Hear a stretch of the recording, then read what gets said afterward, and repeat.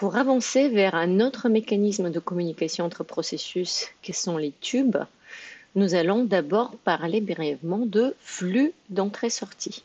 Avant de parler de flow d'exécution, nous allons rappeler quelques notions sur les fichiers, puisque la gestion des flots d'entrée-sortie est étroitement liée à la gestion des fichiers. Comme vous le savez certainement, un fichier est un ensemble d'informations persistantes, c'est-à-dire c'est un regroupement d'informations que nous voulons conserver au-delà de l'arrêt de l'ordinateur. D'ailleurs, un fichier, c'est la plus petite unité de stockage persistant qui peut être manipulée par un processus ou par un utilisateur. Les fichiers sont utilisés partout dans un système. Ils servent de support des programmes exécutables. Nous avons vu dans des vidéos précédentes et nous avons parlé de fichiers exécutables. Bien sûr, ils servent à stocker des données et nous allons voir que les fichiers sont utilisés pour faire communiquer les processus. Les fichiers peuvent être manipulés à l'aide de 4 fonctions principales fournies par le système d'exploitation. Les 4 fonctions sont Open, Read, Write et Close et ce sont donc des appels système. L'appel système Open permet d'ouvrir un fichier et à la suite de cette opération, le système d'exploitation fournit un identifiant appelé descripteur qui permet au programme ou à l'utilisateur de travailler avec un fichier. L'opération symétrique, c'est l'opération close qui permet donc de fermer un fichier et d'indiquer que le processus ou l'utilisateur n'utilisera plus ce fichier. Bien sûr, vous avez les deux opérations principales pour travailler avec les fichiers qui sont read et write pour faire des lectures ou des écritures dans un fichier. Alors, on a dit qu'il y a un lien étroit entre fichier et entrée-sortie. En effet, les organes d'entrée-sortie, et là on parle de l'écran, du clavier ou du disque, sont représentés par des fichiers particuliers. Cela veut dire que pour manipuler les organes d'entrée-sortie, nous utilisons le même interface que l'interface avec les fichiers normaux. C'est l'interface que nous avons vue sur le transparent précédent. Le deuxième point est que quand on regarde les flots d'entrée-sortie d'un processus, et le flot d'entrée, c'est la suite de données qu'un processus utilise en entrée, donc en lecture, et le flot de sortie, ce sont les données qu'un processus produit. Ces flots d'entrée-sortie peuvent être dirigés soit vers les organes d'entrée-sortie, qui est le comportement standard auquel on est habitué, soit vers des fichiers sur disque. Alors, les flots d'entrée-sortie standards sont représentés par des fichiers qui, classiquement, ont des descripteurs 0, 1 et 2. Nous avons donc l'entrée standard qui a l'identifiant 0, la sortie standard qui a le descripteur 1 et la sortie d'erreur qui a le descripteur 2. Mais quels sont ces numéros? En effet, le système d'exploitation gère pour le processus une table des fichiers ouverts qui s'appelle aussi la table des descripteurs. Dans cette table, le système d'exploitation va mettre les informations dont il a besoin pour travailler avec les fichiers. Typiquement, il va y avoir les informations de l'emplacement du fichier, si le fichier est sur disque.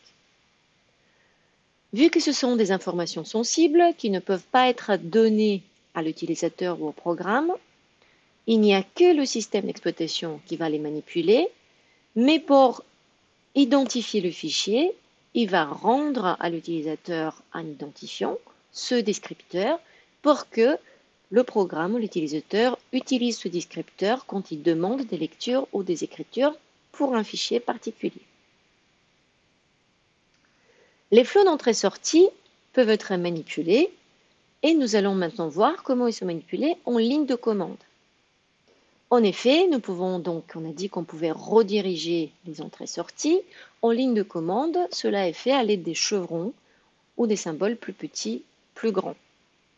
Si on regarde ici les exemples, il y a une première commande, cat fiche qui a pour résultat donc de lire le fichier fiche et d'afficher son contenu. Sur la première ligne, vu que nous ne donnons pas d'indication de redirection, donc nous n'utilisons pas le plus petit ou le plus grand, la commande va utiliser la sortie standard qui est l'écran. Dans la deuxième commande, nous utilisons la même commande, mais nous redirigeons la sortie en utilisant le symbole plus grand vers le fichier fiche 1. Comme résultat, nous allons nous retrouver avec un fichier fiche 1 dont le contenu sera identique au contenu de fiche. Et enfin, le troisième exemple, si on exécute cette commande cat dev nul redirection vers fiche, vu que dev nul correspond à un fichier vide, cela reviendra à effacer le contenu du fichier fiche. Dans cette séquence, nous avons parlé d'entrée-sortie. Nous avons vu que les flots d'entrée-sortie d'un processus sont initialement dirigés vers les organes d'entrée-sortie qui sont le clavier et l'écran. Ces organes sont gérés à l'aide de fichiers spéciaux. Toutefois, l'interface pour travailler avec les fichiers spéciaux est la même que pour travailler avec les fichiers normaux. Les flots d'entrée-sortie des processus peuvent être redirigés et donc utiliser des fichiers sur disque. Voyons maintenant ce que sont les tubes et comment on peut les utiliser pour faire communiquer les processus. Nous avons vu dans le préambule sur les flots d'entrée-sortie que les flots d'entrée-sortie peuvent être dirigés soit vers des fichiers, soit vers les organes d'entrée-sortie. Grâce au tube, il est possible de diriger la sortie d'un processus vers l'entrée d'un autre processus. Et c'est ainsi que les tubes permettent à deux processus de communiquer. En effet, un tube est un fichier anonyme qui sert de tampon. Ici sur le schéma, nous avons deux processus, P1 et P2. La sortie de P1 est redirigée vers le tube. Donc tout ce que P1 va produire comme sortie va être écrit dans le tube, alors que le processus P2 a son entrée dirigée depuis le tube, donc tout ce que lit P2 va venir du contenu du tube. Nous parlons de producteur-consommateur puisque P1 produit des données et P2 consomme les données et les traite. Regardons un exemple d'une commande qu'on peut taper en ligne de commande. Donc ici, nous tapons cat étoile.c pipe, qui est le mot anglais pour tube, grep var. Rappelez-vous, le shell va se charger de l'exécution de cette commande. Ce qu'il va faire, c'est qu'il va voir qu'il y a deux commandes et le symbole qui correspond au pipe. Il va donc créer deux processus, un par commande, et il va aussi se charger de la création du pipe et de la redirection des entrées-sorties. Le premier processus va exécuter la première commande, cat étoile.c. Il va donc avoir comme sortie l'affichage du contenu de tous les fichiers .c qui sont dans le répertoire courant. Ce contenu, il va être passé en entrée au deuxième processus qui, lui, va rechercher la chaîne var. Comme résultat de cette commande globale, nous allons avoir toutes les lignes des fichiers .c qui contiennent la chaîne de caractères var. Regardons un autre exemple un petit peu plus compliqué. Ici, nous avons trois commandes et deux tubes.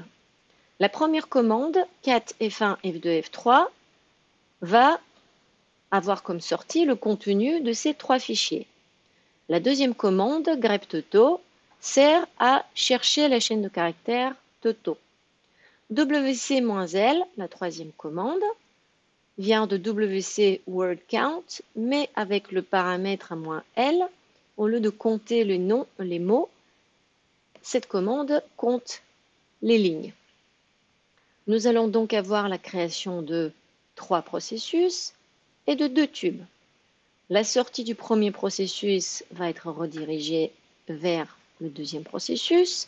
La sortie du deuxième processus va être redirigée en entrée du troisième processus et le troisième processus va avoir sa sortie redirigée vers le fichier result. Qu'est-ce qu'on va avoir comme résultat à la fin?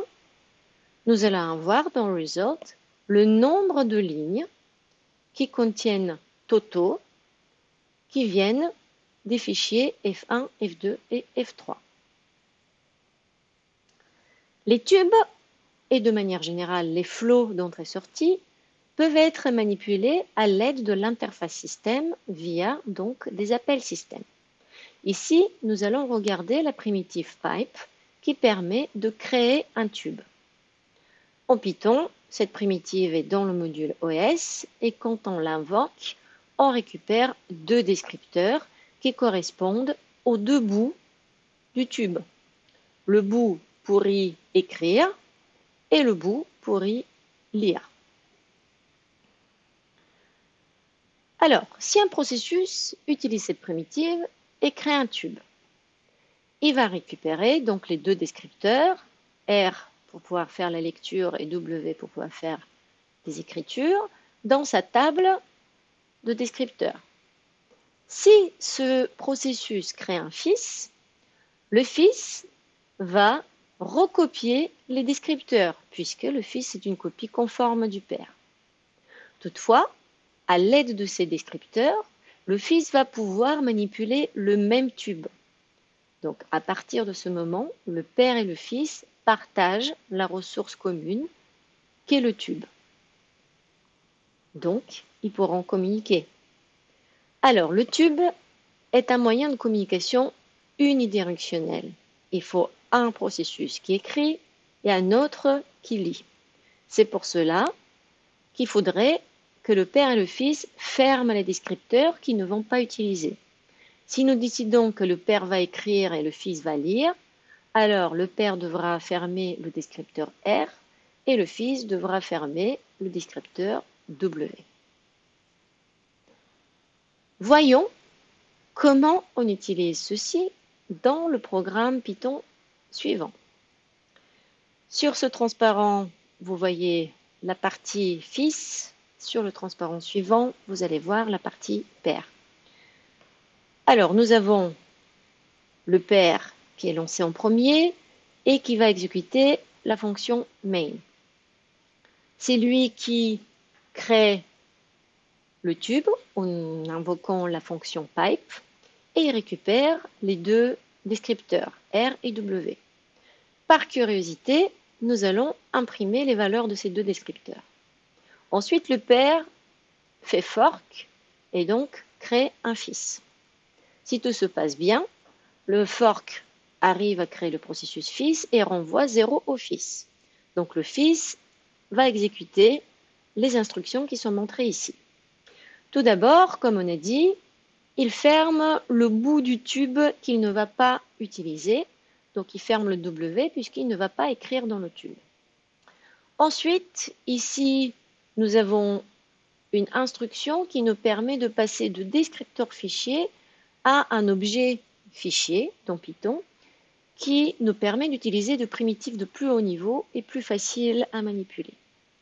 Donc en fait, dans ce programme, on va tout simplement utiliser des primitives read et write avec des objets fichiers et nous n'allons pas nous préoccuper de l'encodage de données ou de la taille des données qui transitent entre les deux processus.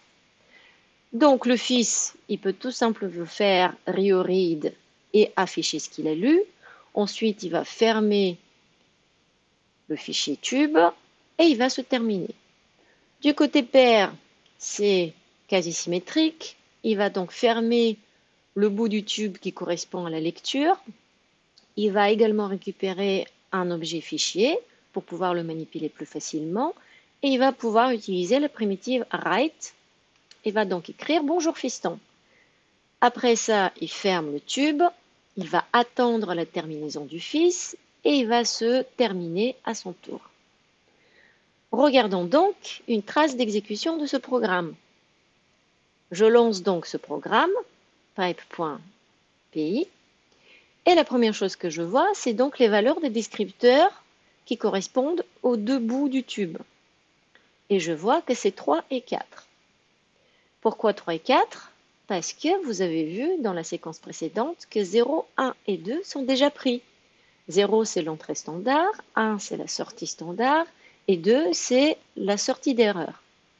Donc, dans la table, le système d'exploitation va prendre les premières entrées qui sont libres, ici 3 et 4. Nous voyons l'affichage du père qui écrit. On voit bien que le fils lit « Bonjour fiston », le fils se termine et ensuite le père se termine après avoir attendu la terminaison du fils. Si on n'utilise pas des primitifs de haut niveau qui manipulent des objets fichiers, il faut utiliser les primitifs de base du système, read et write, qui travaillent avec les descripteurs de fichiers. Toutefois, comme c'est montré dans ce programme, qui fait la même chose que le programme que nous venons de voir, du côté du père, quand on fait le write, il faudrait se préoccuper de l'encodage des données, alors que du côté du fils, il faudrait bien sûr se préoccuper du décodage des données, mais aussi il faudrait fournir comme argument le nombre d'octets que nous voudrions lire. Donc les lectures et les écritures sont plus sensibles à la manipulation et donc l'utilisation de fonctions de plus haut niveau facilite grandement le travail avec les tubes. Pour résumer, nous avons fait connaissance avec les tubes, qui sont un moyen de communication entre processus. Ce sont des fichiers spéciaux qui permettent de diriger la sortie d'un processus vers l'entrée d'un autre processus. Ils peuvent être manipulés en ligne de commande et via l'interface programmatique du système.